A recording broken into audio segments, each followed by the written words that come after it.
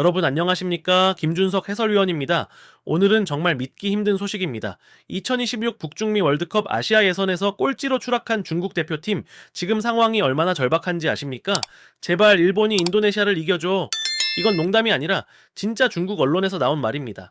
자력으로는 아무것도 못하고 다른 나라의 승리를 빌어야만 겨우 4차 예선, 다시 말해 플레이오프에 갈 수 있는 수준입니다. 과연 이게 월드컵에 나가겠다는 팀의 자세일까요? 오늘 저와 함께 중국 축구가 왜 이 지경까지 몰렸는지 전술, 정신력, 시스템까지 낱낱이 파헤쳐 보겠습니다. 자, 그럼 먼저 현재 중국 대표팀이 어떤 상황에 처해 있는지부터 간단히 정리해 드리겠습니다. 2026년 북중미 월드컵 아시아 예선 C조, 현재 이 조의 판도는 이렇게 흘러가고 있습니다. 1위는 단연 일본입니다. 6승 2무 승점 20점으로 이미 본선 진출을 확정지었습니다. 이변은 없었죠. 2위와 3위는 호주와 사우디아라비아, 둘 다 승점 13점입니다. 양 팀 모두 안정적으로 최종 예선을 통과할 가능성이 높습니다. 그 다음이 바로 인도네시아입니다. 8경기에서 9점, 아직 가능성이 있는 팀이죠. 그리고 그 뒤를 바레인이 승점 6점으로 따르고 있습니다. 자, 이제 꼴찌를 보겠습니다. 바로 중국입니다. 중국은 현재 승점 6점, 골득실 -8이라는 암울한 성적으로 조 최하위를 기록 중입니다. 여기서 중요한 건 남은 경기가 딱 2경기라는 점입니다. 상대는 인도네시아와 바레인. 이 두 팀을 모두 이겨야 중국은 간신히 조 4위, 즉 4차 예선 플레이오프 진출을 노려볼 수 있는 상황입니다. 하지만 중국이 바라는 건 단순히 자신들의 승리가 아닙니다. 지금 중국은 일본에게 기도하고 있습니다. 왜냐고요? 인도네시아가 일본에게 지면 중국이 조 내위로 올라갈 수 있는 길이 그나마 열리기 때문입니다. 그러니까 지금 상황은 이렇습니다. 중국은 인도네시아와 바레인을 무조건 이겨야 하고, 동시에 일본이 인도네시아를 꺾어줘야 비로소 중국이 조 내위 자리에 앉을 수 있다라는 계산이 나옵니다. 이건 뭐 축구가 아니라 거의 수학 문제 수준입니다. 더 놀라운 건 중국 언론이 대놓고 일본 제발 인도네시아 좀 꺾어달라고 보도하고 있다는 점입니다. 과연 이게 월드컵 본선에 가겠다는 나라의 태도일까요? 자력 진출이 아니라 남들 결과에 기대어 겨우겨우 사위 자리를 노리는 상황. 지금 중국 축구의 현실, 그 민낯이 드러나는 순간입니다. 그렇다면 도대체 왜 중국 축구는 이렇게까지 무너진 걸까요? 단순히 결과만 나쁜 게 아닙니다. 내용도 형편없고 과정도 엉망입니다. 이제부터 하나씩 짚어보겠습니다. 첫 번째, 전술 운영의 미숙함입니다. 중국 대표팀을 이끄는 이반 하심 감독, 이 감독의 가장 큰 문제는 전술의 유연함이 전혀 없다는 점입니다. 사우디전, 호주전, 심지어 인도네시아전까지도 계속해서 똑같은 전략을 씁니다. 바로 선수비, 후, 역습. 소극적인 경기 운영이죠. 문제는 이 전략이 팀에 전혀 맞지 않는다는 겁니다. 수비 라인은 지나치게 낮게 깔려 있고, 공을 탈취한 뒤 공격으로 전환하는 데 걸리는 시간이 무려 평균 11초 이상. 여러분, 요즘 축구에서 11초면 상대는 이미 수비 정리 다 하고 버스 2대 세워놓습니다. 속도 없는 역습은 그냥 역습이 아니라 상대에게 공을 다시 넘겨주는 것에 불과하죠. 이런 느린 템포로는 강팀은커녕 약체에게도 위협이 되지 않습니다. 두 번째, 측면 활용이 전혀 안 된다는 점입니다. 중국 윙어들의 개인 돌파 능력은 아시아 상위권 팀들과 비교했을 때 확연히 떨어집니다. 실제로 1대1 상황에서의 드리블 성공률이 37%밖에 안 됩니다. 즉 3번 시도하면 2번은 막힌다는 뜻입니다. 뿐만 아니라 크로스 정확도는 18%. 10번 올려서 2번만 제대로 간다는 얘기죠. 이건 정말 심각합니다. 측면에서 찬스를 만들지 못하는 팀이 어떻게 골을 넣겠습니까? 게다가 크로스를 올려도 중앙에서 받아주는 선수의 움직임도 정돈이 안 돼 있어서 결국 공격이 뭉개지고 맙니다. 세 번째, 수비 조직력의 붕괴입니다. 8경기에서 무려 14실점, 경기당 거의 2골 가까이 먹고 있다라는 겁니다. 특히 세트피스 상황에서는 완전히 무너집니다. 실제로 이번 예선에서 세트피스로만 5골을 내줬고, 그중 일부는 그냥 골키퍼와 수비수의 소통 부족 때문에 그대로 먹힌 장면들입니다. 사우디와의 경기에서는 수비수가 볼 처리를 제대로 못해 자책골 비슷한 실수가 나오기도 했죠. 이건 단순히 실력의 문제가 아닙니다.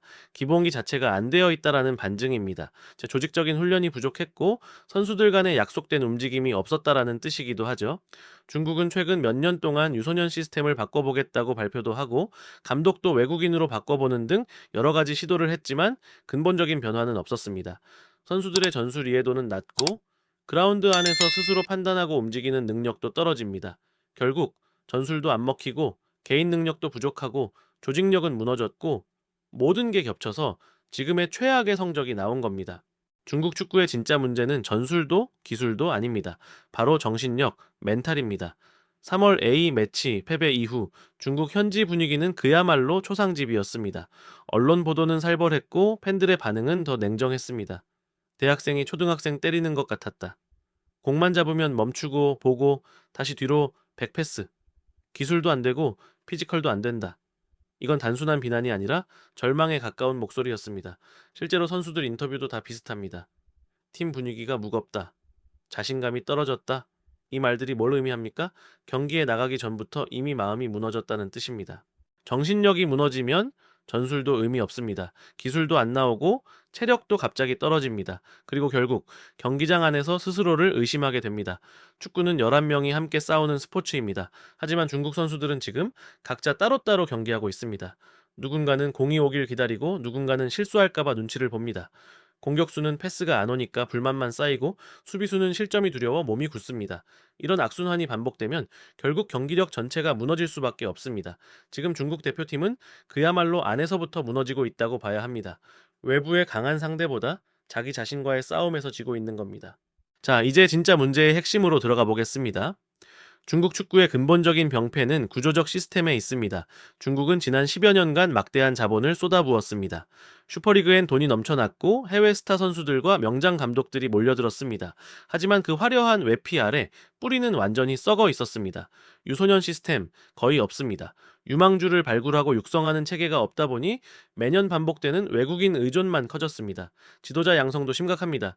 2019년 이후에만 외국인 감독이 5번 이상 교체됐습니다.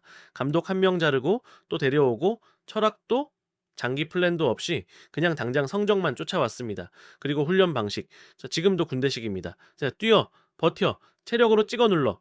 이런 방식은 1990년대도 아니고 이미 전 세계 축구가 기술과 창의성 중심으로 가는 시대에 중국은 여전히 구식입니다. 결국 그 결과가 지금입니다. 기본기가 부족하고 팀워크는 무너졌고 자국 리그도 위태롭습니다. 유소년은 없고 지도자는 없고 철학도 없습니다. 표면적으론 돈이 많아 보이지만 실상은 속이 텅 비어 있는 구조.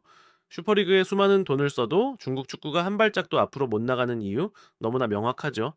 지금 중국 축구는 그 어떤 전술, 선수 교체보다 시스템 전체의 리셋이 필요한 시점입니다. 자, 축구팬 여러분, 지금 중국은 일본이 인도네시아를 꺾어주기만을 기다리고 있습니다. 스스로 아무것도 해낼 수 없는 상황에 내몰린 겁니다. 하지만 우리는 알고 있습니다. 월드컵은 그런 자리에 가는 무대가 아니라는 것을요. 남의 도움이 아닌 오직 자신의 실력으로 가는 곳입니다. 피땀 흘린 노력과 준비가 없으면 그 문은 절대 열리지 않습니다. 이번 중국 축구의 상황, 결코 남의 일이 아닙니다. 우리는 이 모습을 철저히 반면교사로 삼아야 합니다. 실력이 없으면 월드컵도 없습니다. 그저 유명한 선수만 데려온다고 되는 게 아니고 돈만 많이 쓴다고 성공이 보장되는 것도 아닙니다. 전술이 완성돼야 하고 기술이 뒷받침돼야 하고 무엇보다 정신력이 살아있어야 월드컵이라는 무대에 설 자격이 생깁니다. 자, 중국 축구가 지금 겪고 있는 혼돈은 축구라는 스포츠가 얼마나 정직한지를 보여주는 가장 현실적인 예입니다. 아무리 숨기고 포장해도 축구는 절대 거짓말하지 않습니다. 그 나라의 축구 시스템, 선수단 운영, 준비 수준, 결과로 다 드러나게 되어 있습니다.